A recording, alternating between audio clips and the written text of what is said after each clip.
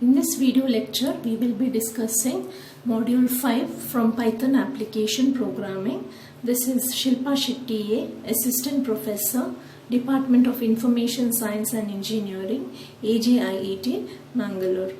So, in the earlier sessions, that is the first and second session, we have discussed about networked programs, where we have discussed the hypertext transfer protocol. Also, we have discussed how to retrieve text file or generally a document from a web server and by using socket. So we have discussed two cases there, retrieving a text file or also retrieving a image file.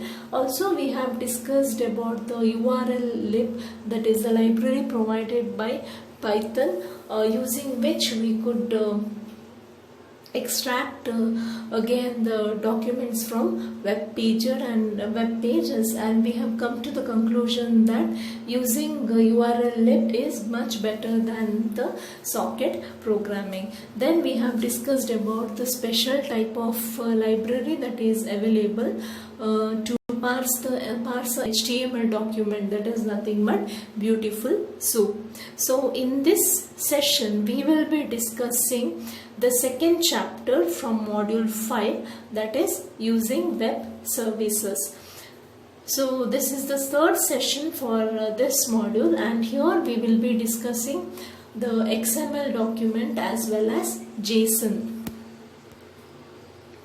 So let us begin with this session, using web services. There are two common formats that we use when exchanging data across web, that is extensible markup language XML. This has been in use for a very long time and is best suited for exchanging document style data. The second one that we have is JavaScript object notation, that is JSON. When programs just want to exchange dictionaries, list or other internal information with each other, we use JSON. So first let us begin with extensible markup language. XML looks very similar to HTML, but XML is more structured than HTML. So we have already discussed hypertext markup language. So there we have discussed how to write a HTML document and also how to parse the HTML document. So we know that HTML documents consist of some tags. It has a structure with the tags. That is, we have a paragraph tag, we have header tag, we have anchor tag, etc. But compared to HTML, XML is more structured, and XML stands for extensible markup language. So let us consider a simple XML document. So here this document represents a person and with the characteristics name, phone and email. So to write this XML document, we need to create a tag called as person. So the person tag has some children tag here, that is name, phone and email. So the first tag inside person is name, whose content is Chuck, that represents the name of the person, and the second attribute is phone. So phone number has the second tag is the phone, and phone has an attribute called type. Now attributes are nothing but characteristics. So the type of phone number, so it's an international phone number, so let us give the value as INTL, and plus 1734, the number that is written inside the phone tag is nothing but the content of that tag. The third tag that we have, or the third child that we have, is email here with an attribute called height, whose value is yes. But the email tag does not have any text, or it does not have any content, so it is a self-closing tag. It is a self-descriptive tag. So there is no separate opening and closing tag. So in the opening tag itself we write the closing tag. So this is a simple XML document representing a person. So each pair of opening and closing tags represent a person or node with the same name as the tag. Each element can have some text, some attribute and other nested element. For example, the person tag, it has nested tags like name, email, etc. A tag may have text. For example, the name tag has the text Chuck and some attributes like hide for the email. If an XML element is empty, that means if it does not have a content, then it may be depicted by a self-closing tag. For example, email. The email tag had an attribute called hide, but it didn't have a content, so it can be written as a self-closing tag. Often it is helpful to think of an XML document as a tree structure where there is a top element. That is, in our example, person will be the top element and other tags, for example phone, email, are drawn as children of the parent elements. So now let us see how to represent the previous XML document by a tree-like structure. So this is the representation of the person XML document. So we have person as the root node here with 3 children, name, phone and email. So these are written inside ovals, and the name has the value Chuck, which is written inside a rectangle. Similarly, phone has value +1734. It's a number again that is represented. Also, phone and email have attributes, and these attributes are in return along with the tags. They are tags. That is, type is written along with phone and hide is written along with email. So this is the pictorial representation or the tree representation of the XML document that we have discussed. So now let us discuss how to parse the XML. So we know what is parsing. Parsing is nothing but dividing the program into components and analyzing them. So Python provides a library xml.etree.elementary to parse the data from XML files. So the library that is provided by Python to parse an XML document is xml.etree.elementary. So before discussing the further points in this slide, let us go to a program, understand the program, and then come and discuss these points. So here is a simple program. The first line of the program is import xml.etree.elementary as et.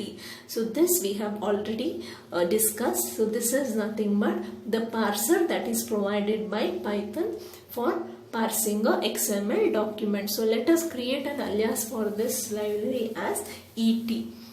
So once it is done, we need to define a string. Actually, once the XML document that we want to parse has to be written in the form of a string. So data is equal to triple quote. So when we know that whenever a string spans across multiple lines, we write that string enclosed within single quote, 3 single quotes or triple quotes or triple double quotes. So here we have used triple single quotes, and inside this we have the XML document that we want to parse, as we have already discussed. So we have the person tag. For the person tag, there are 3 more children tag, that is name, phone as well as email, and again name has content check, phone has an attribute type, also a content, also email does not have any content but it has an attribute called hide. So this is the XML document that we want to parse. So we will write this XML document inside a string. So that the string is nothing but data. So once we have this string, that is the XML document, we need to create the tree structure for this XML document. So we call the method from string from the parser. So we write tree is equal to et.fromString. So we are calling the from string method, passing the string as the parameter. So from string of data. So when you call this method, the XML document that is present as a string is now converted to a tree-like structure. So once it is converted to a tree-like structure, you can retrieve any of the attributes that you want, any value, that is any information that you want, you can access by searching the tree. So now there is a method called as find that is used to search a particular value inside the tree, particular node in the tree. So print name tree.find. So tree is the tree that is created. In the tree you are going to search. So if you have to search, you need to call the find method. We need to search the name. We need to search name and we need to print the text in that name, that is the value of name, which is nothing but Chuck here. Also we will print the attribute value of the value of the attribute hide from email. So we write tree.find email, that is we will search for email, and email has an attribute called hide and we want to know its value. So we write get hide. So whenever we have to display a content of a tag, we just need to write dot text, that is find of that particular tag dot text. But if you want to know the value of an attribute, then we need to call the get method, passing the attribute name as the parameter. So this is a simple program. So to recall, first we need to import the library, that is import the parser. So then we need to write the XML document inside a string. Then we need to call the from string method to convert the XML to tree-like structure. Following that, we can call the find method to access any information that is required. So now let us see the sample output here. So the output would be name Chuck and attribute yes. So that is shown here. So the value of content of name tag is Chuck here and the value of hide tag is yes. So this is displayed as the output here. So now let us go back to the few points that we have not discussed. So here it is. One has to provide XML code as a string to built-in method from string of elementary class. The elementary acts as a parser and provides set of methods to extract the data. Hence, the programmer did not know the rules and format of XML document. So your purpose is, if you have an XML document, just store it in the form of a string and pass it to the from string method. That's all. You need not worry about how the XML code has to be written. The from string method will convert the XML code into a tree structure of XML code. So whatever code is there in the string, that is converted into tree-like structure. When the XML is in a tree format, Python provides several methods to extract data from XML. So one of the method is find, which we have already discussed. The triple single quote as well as triple double quote allow for the creation of strings that span across multiple lines. Calling from string converts the string representation of the XML into tree of XML elements. When the XML is in a tree, we have a series of methods we can call to extract portion of data from the XML string. The find function searches through the XML tree and retrieves the element that matches the specified tag. As we have discussed, if we need the value or the content, we need to use dot text. If we need the value of an attribute, then we need to use get method. So the output that gets displayed here is name Chuck, attribute yes. Using an XML parser such as elementary has the advantage that while the XML in this example is quite simple, it turns out that there are many rules regarding valid XML, and using elementary allows us to extract data from XML without worrying about the rules of XML syntax. So if you have to parse an XML document, if you just have that document, it's more than enough. You need not worry about how the XML document has to be written, what is the syntax of that document. So that is that should not bother you. So now let us discuss looping through the nodes. That means earlier we have discussed how to retrieve information from the tree. Now suppose that you have many informations. For example, if a tree has multiple nodes, then how to process each of the nodes? So if you have multiple nodes, obviously we need to loop across the nodes to extract the information. So that is discussed here. So often the XML has multiple nodes and we need to write a loop to process all of the nodes. So in the following program, we loop through all of the user nodes. So in this program, what we do is we have a set of users. There is an XML document containing a set of users, and users have some characteristics like the phone number, email, etc., or say ID, name, etc. So for all the users, we need to extract their information. So we need to write a for loop. So let us begin with the program. The first line of the program is to import the library, that is import the parser. So we write import xml.etree.elementtree as et. So following that, we write the required XML document to be parsed inside a string. So we write input is equal to, within triple quote we write the XML document.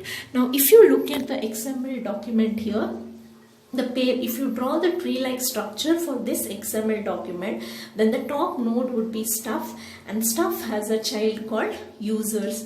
The users have two children, that is user with x equal to 2 and user x is equal to 7. Again, this user has two more children, that is ID and name. That is so in general, if we speak, so there are users here identified by x value with the ID and a name. So the first user, x is 2, ID is 1 and name is Chuck.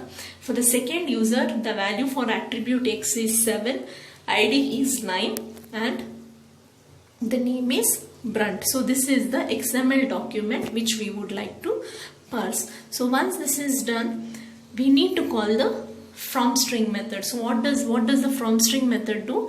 It converts our XML document into tree-like structure. So stuff is equal to et dot from string of input. Input is the string which contains the XML document. So we will call the from string method. So now that XML document will be converted into tree-like structure. So once it is done, we need to search the tree. That is, we need to search the tree for the required information. So first what we can do is we can create a subtree of the tree, that is by calling the findAll method. So list is equal to stuff.findAll users/user.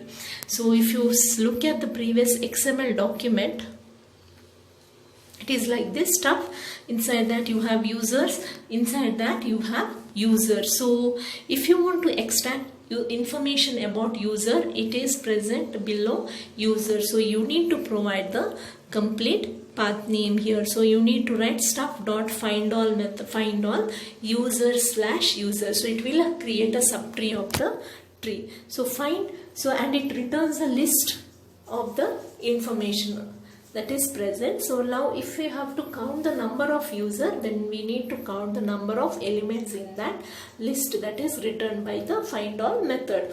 So print user count length of LST, that is the list that is returned by the findAll method. So the answer here would be 2 because we have 2 users. So now once we have the list, we can iterate through the list and print the details that we would like to have. For example, for item in list, print name. If you have to print name, then name is actually stored as the content of the tag name. So we need to write item.findName.text. So following that, we need to display the ID value. So we write item.findID.text. The last information that we want is the value of x, and x is an attribute. Whenever we have an attribute, as discussed, we need to use the get method. So we write print attribute item.get of x. So here the name gets printed, then the ID gets printed, then the value of the attribute x will get printed. So if you look at the program here, So the first user is with ID 1, name Chuck, and X value 2. So let us see the output here. So here the output is like this. User count will be 2, name is Chuck, ID is 1, attribute is 2. Similarly, the second user, name is Brent, ID is 9, and X value, that is attribute value, is 7. So that is what you can see here. That is the second output that you have. So that is, so what we do is we have list of users, and for each user we are retrieving the name, ID, and the attribute. So the find all method retrieves a Python list of subtrees that represent the user structure in the XML tree. Then we can write a for loop that looks for each of the user nodes and print the name and ID text elements as well as the X attributes from the user node. So this is the output that we have. So that is about XML. So next let us discuss JavaScript object notation.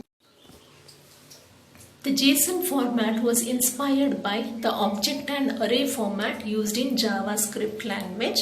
But since Python was invented before JavaScript, Python's syntax for dictionaries and lists influenced the syntax of JSON. So the format of JSON is nearly identical to a combination of Python, list, and dictionaries. So here is a simple JSON encoding that is roughly equivalent to the simple XML from what.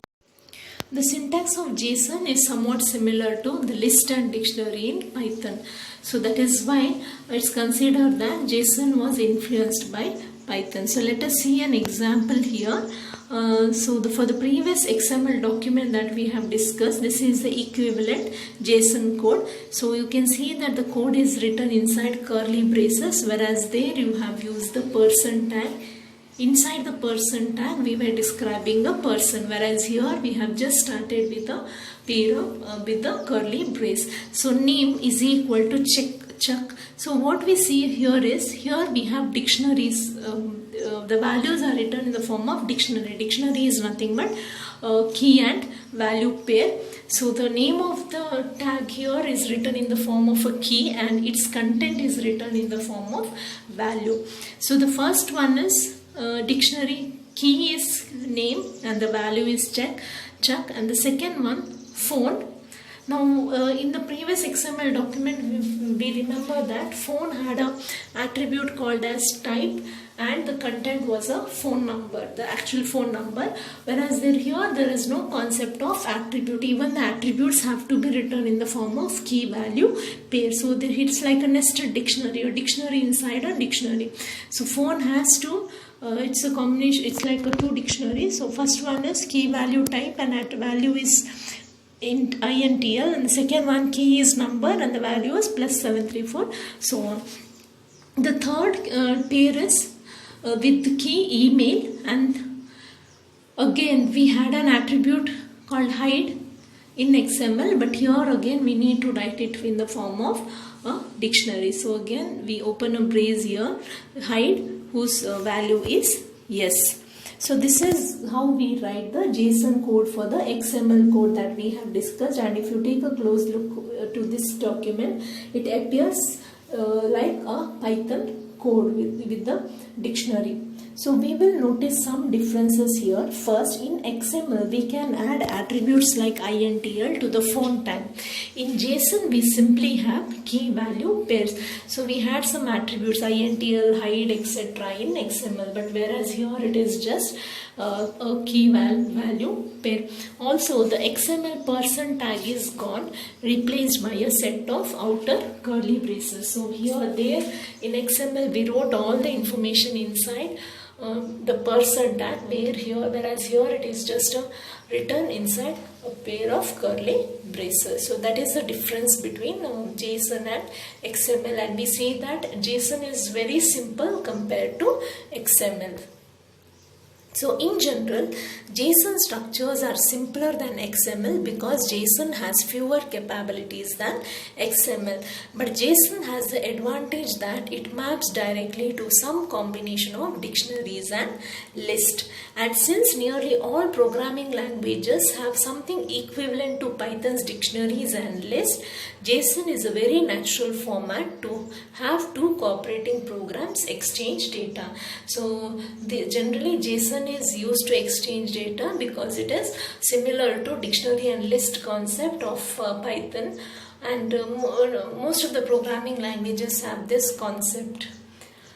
JSON is quickly becoming the format of choice for nearly all data exchange between applications because of its relative simplicity compared to XML. So now let us discuss how to parse a JSON document. So we construct our JSON by nesting dictionaries and lists as needed. So we have already seen an example how a JSON is created. It's done by nesting dictionaries and lists. In this example, we represent a list of users where each user is a set of key value pairs, that is a dictionary. So we have a list of dictionary, and in the program we use built-in JSON library to parse the JSON and read through the data. So what we do is we have a list of users written in the form of a dictionary, that is key and value pair. So we will use the JSON library available in Python and we will extract the required data. So let us see an example here. So import JSON. So there we were importing the XML parser, that is the elementary parser, whereas here now we are importing the JSON library. So we write import JSON. Following that, the syntax is similar to the previous one. The document has to be written in the form of a string. So we write data is equal to triple quote. Within that we write a document. So here the document is about the list of users. So basically we have two users here, and the users have to be written in the form of dictionary and a list. List in dictionary, a list inside which there is a dictionary. So you know that dictionaries are enclosed within with using square brackets. So immediately after the triple quote we see that there is a opening square bracket. That means the contents written inside is a list. So again inside this list we see that braces are there, and we know that braces are used for dictionary. So there are dictionaries here inside the list. So the first dictionary has three key and value pairs. The first key is ID, whose value is 1. The second key is X with value 2, and the third key is name with value Chuck. So it is representing details of a user with the X value 2, ID 1 and name Chuck. Similarly, the second value of the dictionary list is again a dictionary with the three key value pairs ID 9, X 7 and name Brent. So this is the XML document, this is the JSON document that we have. So now we call the loads method. So info.json.loads of data. So info is equal to json.loads of data. So when you call the loads method and when you pass a string, that string is converted into the form of list and dictionary. So we have the JSON code that is written in the form of a string. So when you pass that string to the loads method, it will be converted into the form of dictionary, into the form of list containing a dictionary. So we can easily traverse through that list. So print user count is equal to user count, that is length of info. So info is the list that is returned. So if you have to find the number of users, you need to count the number of elements in the list, and the method used is the len method. So we are calling the length method here, and it will display the result as 2. So following that, let us display the values that are present inside the list, that is the user details. So we write a for loop for item I in info. So the next 3 statements are part of the for loop. So it has to be indentated, which is missing here. So these 3 statements have to be written with indentation, please note. So let us print the name, ID and attribute. Name, comma, item of name. So item is the list here, element from the list. So from that we will take the key value as name. So its attribute should be, its value will get displayed. Similarly the key value ID and the key value X. So we will print the values of these three attributes. So when we do that, we get first ID, that is we have this format, name, ID and X. So chuck 1 and 2 gets displayed for the first user. Similarly for the second user, Brunt 9 and 7 will get displayed. So that will be the output. So the output is like this: user count 2, name Chuck, ID 1, attribute 2. Similarly name Brunt, ID 9, attribute 7. So this is the output. So what we have discussed is the string data contains a list of users where each user is a key value pair. The method loads in the JSON module converts the string into list of dictionaries. So now onwards we need not do anything. We don't need anything from JSON because the parse data is available in Python's native structure. So the data that was in JSON, now it is available in Python's data structures, that is list and dictionary. So we need not require anything from JSON. So using a for loop we can iterate through the list of dictionaries and extract every element in the form of key value pair as if it is a dictionary object. That is, we use the index operator, that is a pair of square brackets, to extract value for a particular key. So that is, we need to use the index operator. Its dictionary syntax is somewhat similar to array, especially while retrieving. In array we write the index, whereas here in dictionary we write the key for which we will retrieve the value. So there are certain points to be noted here. Currently the IT industry trend is to use JSON for web services rather than XML, because JSON is simpler compared to XML and it directly maps to the native data structures we have already in the programming languages. That is, it maps to, JSON maps to list and dictionary, so it is much simpler. So this makes parsing and data extraction simpler compared to XML. But XML is more self-descriptive than JSON, because as we have seen in XML it was clearly understood that we have a person object, we have stuffs in which we have details about person, and person again there are some user. A person has attributes like name, phone, etc. So it's clearly understood. Whereas in JSON it's not like that. But anyway, JSON uses the format of list and dictionary, and so there are many applications where XML is still retained.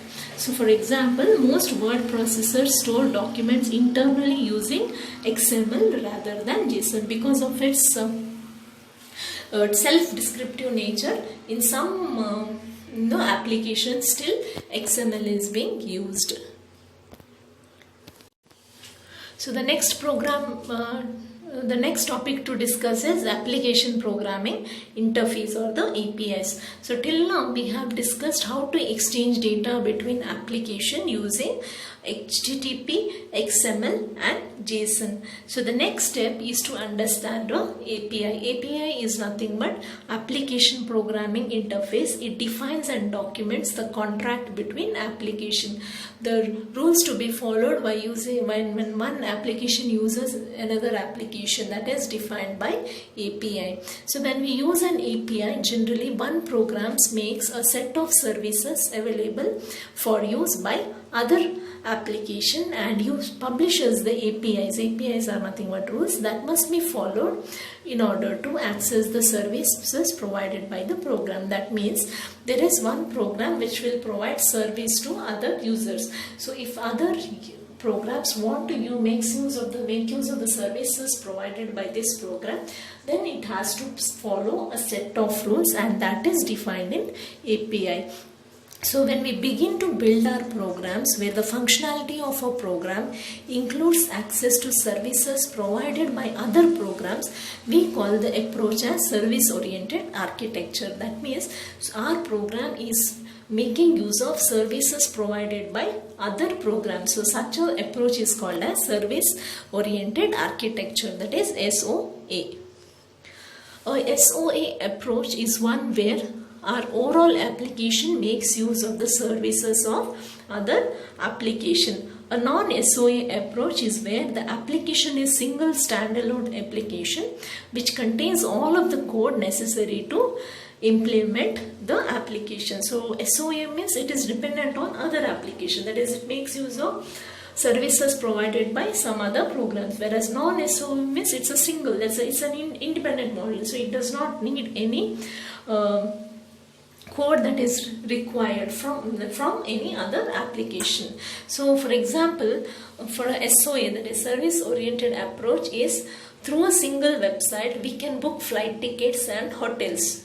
So suppose you have to travel somewhere, we need to book a ticket as well as hotel. So and that is possible by using single website. So the data related to hotels, it's not stored in the airline servers. Instead, the airline servers contact the services of the hotel servers and retrieve data from there and present it to the users. So these days we see some ads telling that it, for example, if you have to book a hotel, it tells you like it's going to tell you which are the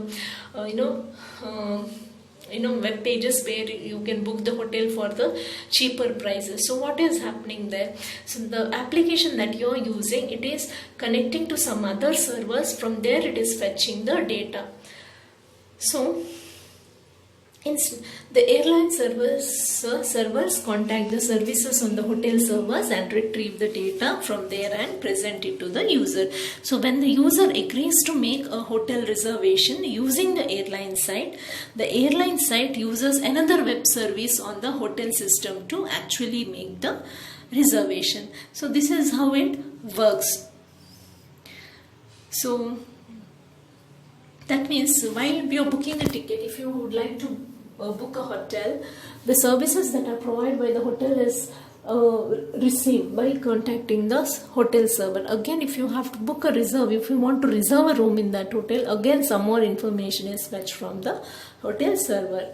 So similarly, to reach airport, we may book a cab through a cab rental service. So again, from the once you reach the hotel, the airport, again we may have to book a cab, that is by using cab rental services. So similarly, and when it comes to time to charge your credit card for the whole transaction, still other computers become involved in the process.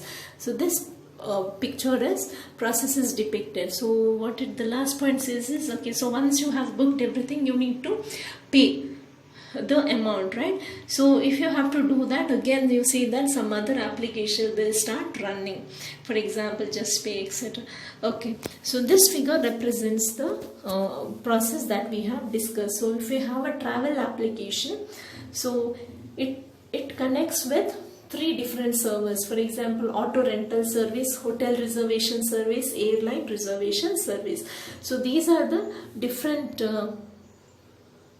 these 3 are the different servers, and this travel application is making use of these services. So if it has to use this services, then it has to follow the rules provided by these 3 servers, and those rules are nothing but application program interface. So the SOA has the following major advantages. We always maintain only one copy of data. This is particularly important for things like hotel reservation where we do not want to overcommit. So there is only one copy of data that is maintained, and the owners of the data can set the rules about the use of their data. See, that means if the airline system wants to access the hotel servers, this data is at the hotel server. So it's not like multiple copies are maintained, only one copy is maintained, and the airline server will access that data, and the rules to access the data, it can be set by the owner. The hotel servers can the developer there can set the rules for accessing the data, that is through the API. So with these advantages, an SOA system, that is service oriented architecture approach system, must be carefully designed to have performance and meet the user's needs. So when an application makes use of set of services in its API available over the web, then it is called as web services. So if an application is making use of APIs that is available over the web, then it is called as web services. So here we will see a application that is Google Geocoding web service. So Google has a very good web service which allows anybody to use their large database of geographical information. We know that in Google has a large database of geographic information. For example, Google Maps, if you have to travel into any distance and we don't know the way, we see the Google Maps. So that means in its database all the information is already stored. We can submit a geographic search string like same Angular to their geocoding API. So if you have to search a location, then for example, if you want data about a particular location, then to their geocoding API you can submit a place of a location that you would like to search or whose data you require. Then the Google returns the location details of the string submitted. The following programs ask the user to provide name of the location to be searched for. Then it will call the Google Geocoding API and extracts the information from the return from the JSON. So this is one application we will discuss. So in this program you need to enter the name of a location, and if the database of that particular location is already present in Google, then you will get the details about that location. So let us briefly discuss this program. So import URL lib.request, URL lib.parse, URL lib.error. So we know already the URL lib library. So this first one is to place request, second one is for parsing the data, third one, if any exception is thrown while retrieving the data, then it is handled by error. So import JSON, we need to import the JSON library. Then service URL, this is the API for the Google. So we will write the URL here, https maps.googleapis.com/maps/API geocode/JSON. This is the API that is URL of the API that is available.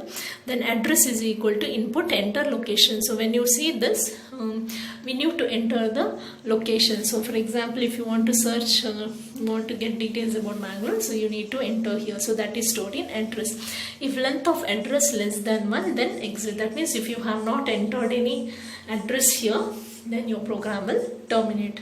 So URL is equal to service URL plus URL lib.parse.URL length code of address address. That means, so you are combining the API and the address that you have entered. So both are combined and the URL is created. So print retrieving URL. So we will print the the output as retrieving the URL, that is information about this particular place. So then UH is equal to URL lib.request.URL open, URL. So you are trying to access the information about that location. So we need to open that, that means we need to connect to that URL.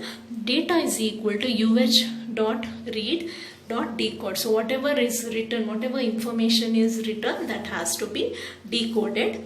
So that means when you open the URL, what happens here is the information in the database about that location will be returned, and we will decode that. So once we decode, we can retrieve, we can just print how many characters we have retrieved. So retrieve length of data. So length function is applied here to the list that is retrieved, character. So we will display, like for example, retrieve 512 bytes, something like that, from 12 characters. So once that is done, try JSON is equal to JSON.loads of data. So whatever data is retrieved, if you want to convert into JSON list and dictionary, that is Python list and dictionary, then we need to call the loads method of JSON. So whatever data is received, that is in data, it is passed as parameter to loads method. So when you pass this, what happens? The data that is received, it will be placed in the form of a list and a dictionary, that is dictionary within a list, except JSON is equal to JS is equal to none. That means if there is an exception thrown, if any exception is thrown while retrieving, that is while converting it into the form of list, then an exception then the exception is thrown and the JS field is set to none. That means for example, the reason could be like due to bad weather, it's not possible to retrieve the data, or the information about that particular location is not present in the server. So in such a case, it's not possible to retrieve the data. So the JS variable is set to none. So once otherwise the data is stored in the form of a list. So the next 3 lines, that is used to check if the data is present or not. So that is, so if say the not JS or not status not in JS, or JS of status is not equal to OK. That means that if the data could not be retrieved properly, if the JS value is none, or if the status is not OK, then it means the data could not be received. So we will print failure to retrieve this particular the data.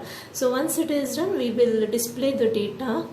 That is, we will display the longitude. The dump method is to print that whatever data is there, that is, we will display the longitude value, the latitude value, that is, we will retrieve the longitude and latitude value and store it in LAT and LNG variable from the results that we have got, and finally we will print the longitude and latitude value, and the location is equal to the address will get printed here. The particular location we will print. That means the details about the the location from the server will be printed here. So the above program retrieves the search string and then encodes it. This encoded string along with Google API link is treated as a URL to fetch data from the internet. The data retrieved from the internet will be now passed to JSON and to put it in JSON object format.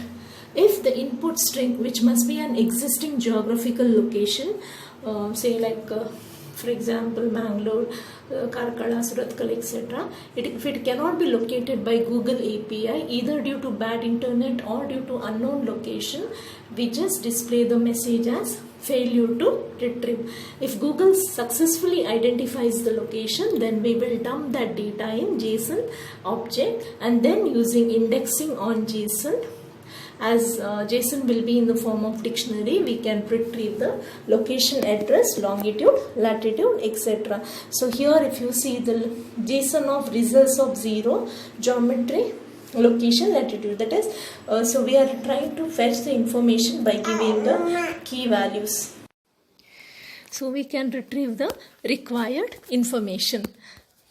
So the next is a small topic, that is security and API usage. So public APIs can be used by anyone without any problem, but if the API is set up by some private vendor, then one must have API key to use that API. So if you have to use any API that is developed by a private vendor, then we need the API key to use that API. If API key is available, then it can be included as part of the post method or as a parameter of the URL while calling the API. So we know that whenever we want any information, so we can use that API in the post method.